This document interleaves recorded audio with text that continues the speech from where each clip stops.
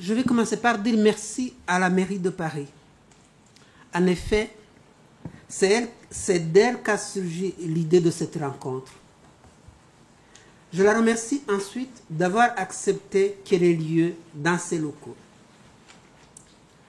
Je remercie particulièrement à la mairie de Paris, à la Direction générale des relations internationales pour son appui et ses conseils dans l'organisation de ce colloque. Au nom de mes collègues de l'UEJF, je remercie particulièrement Madame Florence Moretti pour sa patience. Elle était dans la salle. Oui, pour sa patience, et je lui présente nos excuses pour les contretemps et les déconvenus que nous lui avons plusieurs fois infligés et qu'elle a géré avec une sérénité qui nous permet d'être ici ce soir. Je vais aussi remercier le mémorial de la Shoah pour l'appui qu'elle a apporté à cette organisation, aux invitations, à la communication. Et je le remercie ensuite parce que M. Jacques Ferry, directeur du mémorial de la Shoah, malgré ses obligations, il a accepté de venir à l'ouverture de ce colloque. Que dire alors à nos invités? Un grand merci à eux aussi. Les uns viennent de bien loin, Strasbourg, Bordeaux, Nantes. D'autres viennent de tout près, mais je sais que tout le monde avait des obligations, qu'ils ont décidé de les suspendre pour venir partager avec nous ce soir la réflexion sur le devoir de mémoire et sur la manière dont les génocides dont la France gère la mémoire des génocides. Chose rare, mais c'est important à noter, toutes les personnes que nous avons sollicitées ont répondu oui. Et tout le monde a répondu très vite. C'est pareil pour les invités, pour assister à ce colloque. Si cette salle avait été 2 fois plus grande, il y aurait 2 fois plus de monde. Je pense qu'il y en a qui vont rester à l'extérieur. C'est dire que le sujet est intéressant. Pour nombre d'entre nous, cette rencontre n'est pas la première. Nous nous sommes déjà rencontrés autour des journées ou des soirées de commémoration, que ce soit la mémoire de la Shoah ou la commémoration du génocide des Arméniens ou la commémoration du génocide des Tutsis. Beaucoup d'entre nous nous ont soutenus. Je vais parler de Ibuka France. Beaucoup d'entre vous nous ont soutenus et accompagnés. Je parle ici notamment du mémorial de la Shoah, qui chaque année, dans ses locaux, rend hommage aux victimes du génocide des Tutsis. Je vais aussi parler de l'UEJF qui, depuis plusieurs années, accompagne Ibuka dans ses activités de mémoire en France. Je parle des individus que je ne nomme, je vais parler aussi des individus que je ne nomme pas, qu'ils me le pardonnent. La liste serait longue et peut-être que certains ne souhaitent pas cette publicité. Mais j'ai ici l'occasion de leur dire à tous merci. Le 10 décembre 1948, soit au lendemain de l'adoption de la Convention sur la prévention des crimes de génocide, les 58 États membres de l'ONU signaient à Paris le texte de la Déclaration universelle des droits de l'homme. Ce texte dispose dans son préambule que la reconnaissance de la dignité inhérente à tous les membres de la famille humaine et de leurs droits égaux et inaliénables constitue le fondement de la liberté, de la justice et de la paix dans le monde. Que la méconnaissance et le mépris des droits de l'homme ont conduit à des actes de barbarie qui révoltent la conscience de l'humanité et que l'avènement d'un monde où les êtres humains seront libres de parler et de croire, libérés de la terreur et de la misère, a été proclamé comme la plus haute aspiration de l'homme. Il est question dans ce texte de la famille humaine, de la révolte de la conscience de l'humanité contre les actes de barbarie et de la plus haute aspiration de l'homme. Cela veut dire que par-delà la barbarie nazie, l'humanité a pris conscience qu'elle pouvait disparaître, non seulement comme individu, non seulement individu après individu, mais en totalité et en même temps. Dans l'enfant juif, arménien ou tutsi, Il n'y a pas seulement une proportion d'humanité, mais toute l'humanité. Pour ces êtres réduits en cendres et en fumée, ou déchiquetés à la machette ou à la grenade, jetés dans des fosses communes, il n'y a d'autres sépultures que la mémoire. Personne n'est préparé à survivre. Le survivant a la responsabilité de donner sépulture aux morts, mais il vaut mieux qu'il ne soit pas seul. Et c'est pour cela que nous sommes tous ici, et c'est pour cela que nous remercions ceux qui nous ont soutenus dans ce travail de mémoire, de mise en sépulture. Mais parler du génocide des Tutsis en France n'est pas chose aisée. Peut-être que dans d'autres pays, c'est encore plus simple. Ici, la question n'est pas taboue, mais elle est difficile. On sent qu'elle brûle les lèvres. Il y a, quand on dialogue, dans le dialogue, il s'impose très vite en silence. Le silence qui vient du fait qu'il y a, à côté du génocide, de l'histoire des relations franco-rwandaises. Et de cette relation, de cette histoire, on ne sait pas grand-chose ou on ne sait rien. On a des doutes. Du coup, génocide et histoire se trouvent pratiquement liés. Et la question du génocide devient une question plutôt qui fait l'objet d'un silence. Mais ce silence, il est toxique. Il paralyse. Il fait peur. Il fait peur aux générations présentes, mais il fera encore plus mal aux générations futures si il n'est pas assumé dès aujourd'hui. Je pense qu'on peut assumer la mémoire et documenter l'histoire, mais confondre les deux et se taire sur les deux, parce qu'il y a quand même une chose qui ne fait pas l'objet d'un doute, c'est le génocide. Celui-là devrait être assumé, on devrait pouvoir en parler, on devrait pouvoir rendre hommage aux victimes. C'est peut-être la seule façon, la plus simple qui soit, d'aborder cette question d'histoire. Ce colloque est né d'une démarche que nous avons initiée avec l'Union des étudiants juifs de France auprès de la mairie de Paris, voici 3 ans. D'abord avec Raphaël Haddad, que nous avons poursuivi avec Ariel Schwab et maintenant avec Jonathan Haïm. Et l'idée, c'est d'ériger sur la place de Paris un monument en mémoire du génocide des Tutsis. La démarche est en cours. Mais je pense que ce colloque va nous aider, je l'espère, à faire progresser cette idée. Je vous remercie.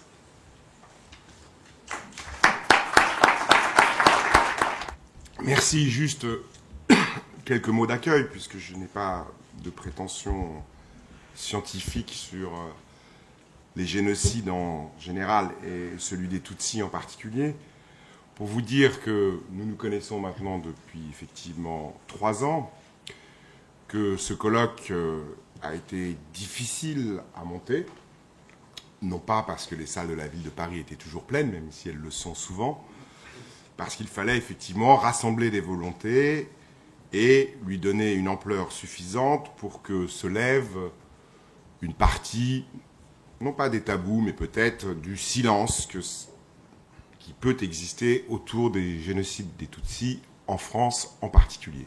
Pas simplement en France, mais en France en particulier.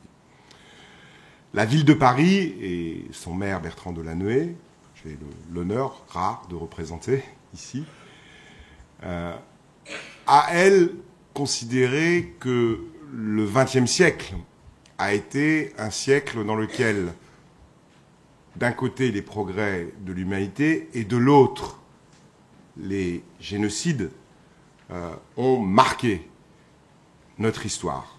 Le premier d'entre eux, évidemment, la Shoah, est l'objet, de la part de la ville de Paris, d'un important travail de mémoire. Tout d'abord, et sans doute un certain nombre d'entre vous le savent-ils, c'est la mémoire des enfants disparus au cours de la Shoah, qui donne lieu à la position de plaques dans chacune des écoles où ils étaient présents, et qui donne lieu pour les enfants, c'était les enfants, ceux qui ont été cachés, ceux qui ont pu survivre à la Shoah, à une exposition cette année qui vient de se terminer et qui a connu un grand succès. C'est peu dire ce qui était. Moi, je l'ai visité plusieurs fois, notamment une fois avec le maire de Tel Aviv, qui a donné lieu à énormément d'émotions. Cette anecdote me revient. Le maire de Tel Aviv a croisé à un moment donné dans sa visite un juif parisien qui pointait une photo sur laquelle il était présent dans une des colonies de vacances juste après donc la libération en 46-47, montrant que c'était lui et qu'il avait dessiné une partie du petit journal qui était devant. Et dans l'émotion réciproque qui s'est nouée entre le maire de Tel Aviv et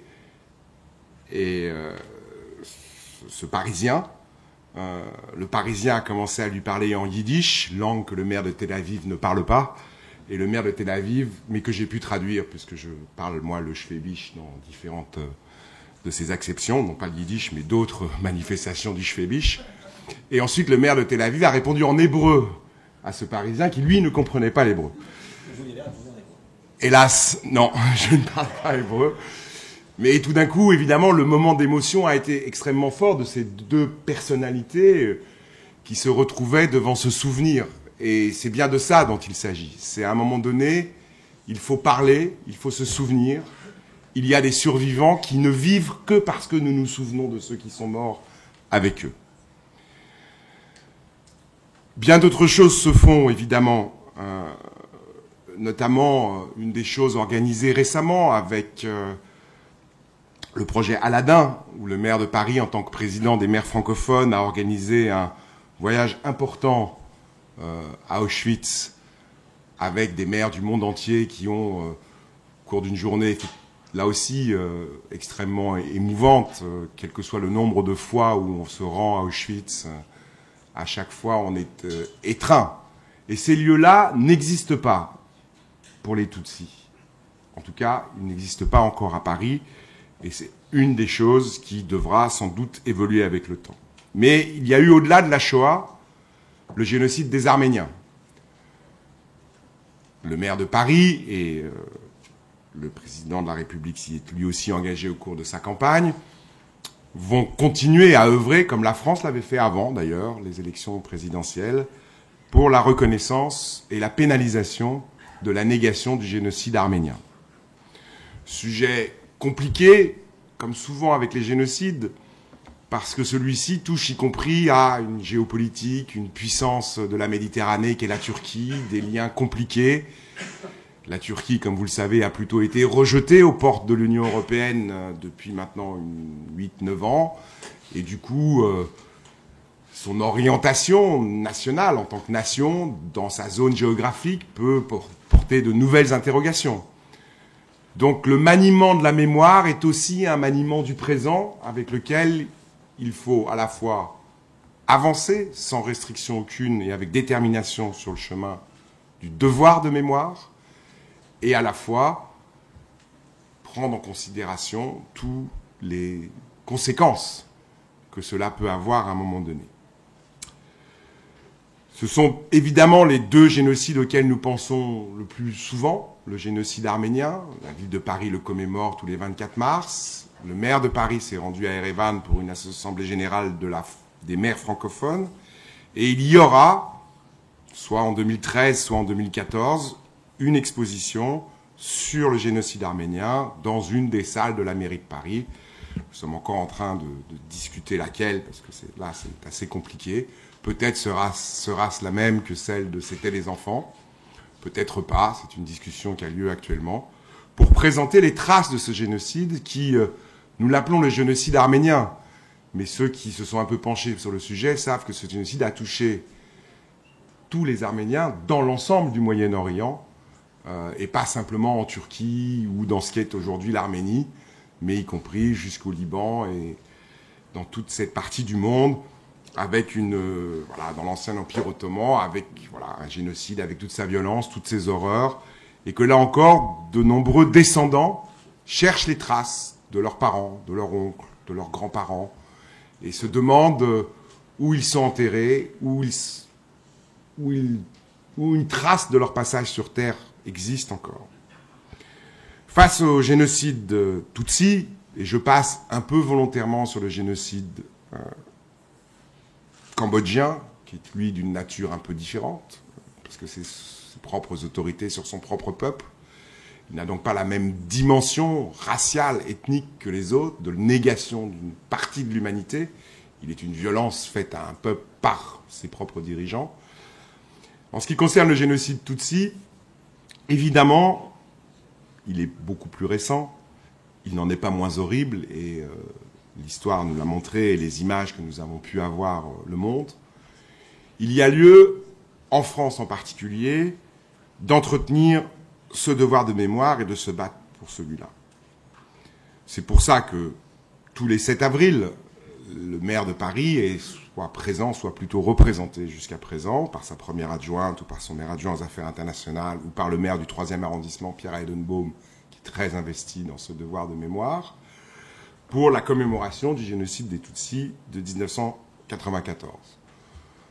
À la délégation générale aux relations internationales, depuis effectivement 3 ans, nous suivons à la fois notre ami et son association Ibuka, en lien avec l'UEJF qui est très présente effectivement sur ce sujet, et nous essayons progressivement de faire progresser l'idée que le devoir de mémoire devrait se manifester autrement que par un simple rassemblement.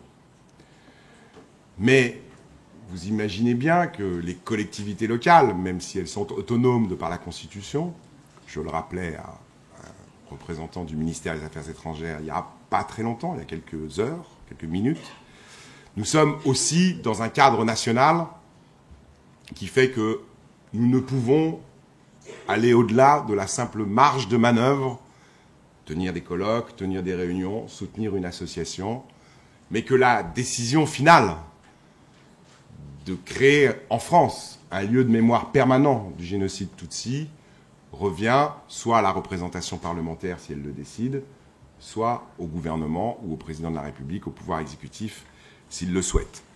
Nous le souhaitons, nous le voulons.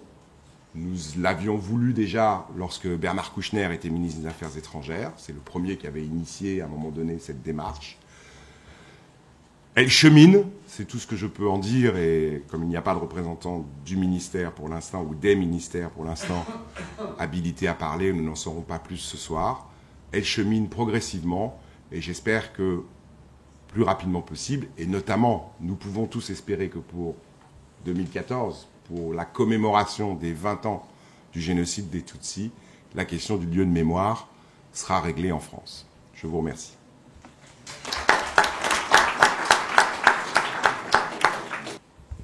Bon, entre-temps, Son Excellence l'ambassadeur de la République du Rwanda à Paris, M. Jacques Kabaré, nous a rejoints. Donc, nous le saluons.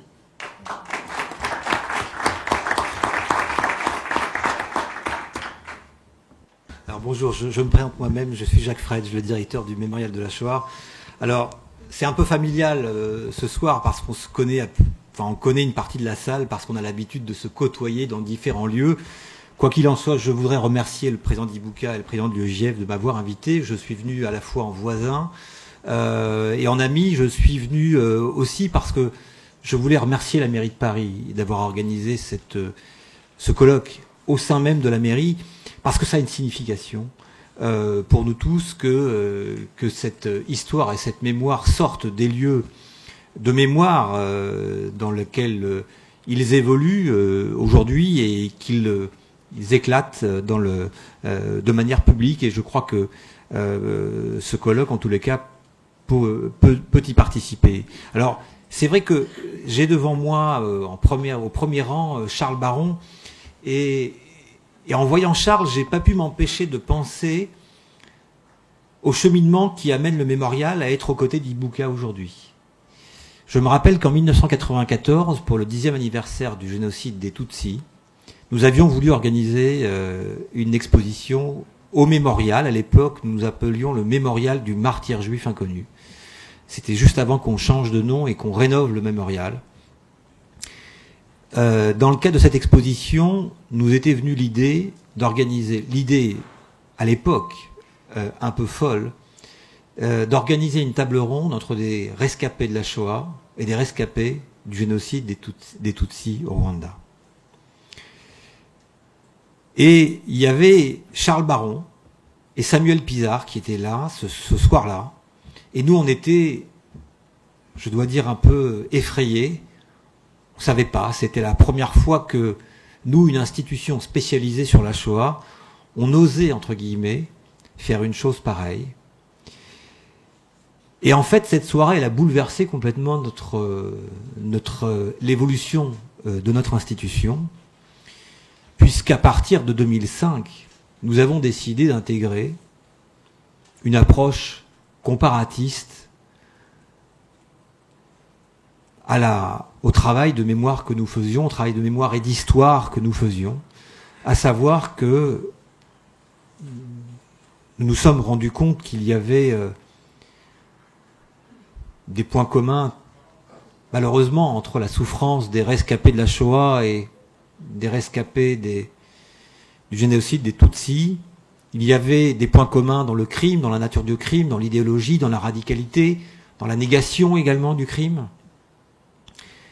Et donc on a, peut-être que vous ne le savez pas, mais il y a eu une remise en question totale de notre façon de travailler. Et tout en étant devenu le mémorial de la Shoah en 2005, nous avons véritablement décidé de travailler sur l'ensemble des génocides du XXe siècle et de se dire qu'il fallait comparer pour montrer les différences, mais comparer pour montrer les points communs. Comparer pour comprendre, comparer aussi pour dénoncer ceux qui veulent nous attirer dans le piège de la concurrence des mémoires. Il n'y a pas de concurrence des mémoires en tous les cas. C'est beaucoup plus clair pour nous. Il y a des gens qui veulent nous attirer dans un piège, mais il y a une complémentarité de toutes ces mémoires à partir du moment où on leur donne la place qu'elles méritent. Toutes les victimes ont le droit au respect, et c'est le sens de notre travail aujourd'hui. Sur le plan de la mémoire et sur le plan de l'histoire, ça nous paraît aujourd'hui tellement fondamental d'associer l'histoire de la Shoah au génocide des Arméniens et le génocide des Tutsis lorsque l'on veut comprendre ce qui s'est passé au XXe siècle. Alors c'est vrai que après cette soirée, il y a eu un long cheminement, à la fois, je crois, où Ibuka et d'autres rescapés du génocide ont appris ce qu'était tout simplement une institution de mémoire et d'histoire qui préservait l'histoire de la Shoah, ont appris ce que ça voulait dire de construire une institution, d'avoir un centre d'archives, d'organiser des commémorations. Et puis nous, on a appris aussi d'eux énormément. On a comblé l'ignorance qu'on avait sur cette page de l'histoire. Et on a entrepris aussi avec un certain nombre de personnes, de personnalités, d'historiens, un travail d'histoire, puisque nous avons publié un numéro spécial de la revue d'histoire de la Shoah sous la direction de Georges Bensoussan. Nous avons consacré un numéro très important, un volume très important, qui fait référence pour nous sur l'histoire du génocide des Tutsis. Et nous avons aidé à mettre en place un colloque qui s'est déroulé en 2008 à Kigali.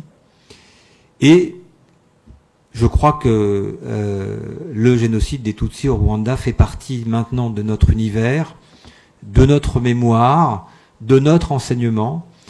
Et donc je tenais à être là, malgré tout, comme vous tous. On a tous des millions de choses à faire, mais je crois qu'on a tous voulu être là ce soir. Et je vais tenter aussi de vous dire que c'était tellement évident qu'on soit là ce soir parce que l'année prochaine, en 2013, ça sera le 60e anniversaire quasiment de la création du mémorial du martyr juif inconnu. À l'époque, un monsieur un peu fou qui s'appelait Isaac Schneerson avait compris avant beaucoup de monde que pour faire le deuil, il fallait un monument. Et donc, c'est comme ça que lui est venue l'idée de construire le mémorial du martyr juif inconnu, parce que lorsqu'on était juif pendant la Seconde Guerre mondiale, on était non seulement assassinés, mais les corps étaient brûlés. Et donc les familles n'avaient pas de cimetière où aller pleurer, n'avaient pas de lieu pour faire le deuil. Et c'est pour cela que Schneerson a créé le mémorial du martyr juif inconnu. Donc c'est aussi la raison de ma présence ce soir, c'est de m'associer aussi à votre démarche parce qu'il faut un lieu pour faire le deuil. Ça fait partie du minimum commun. Voilà, merci.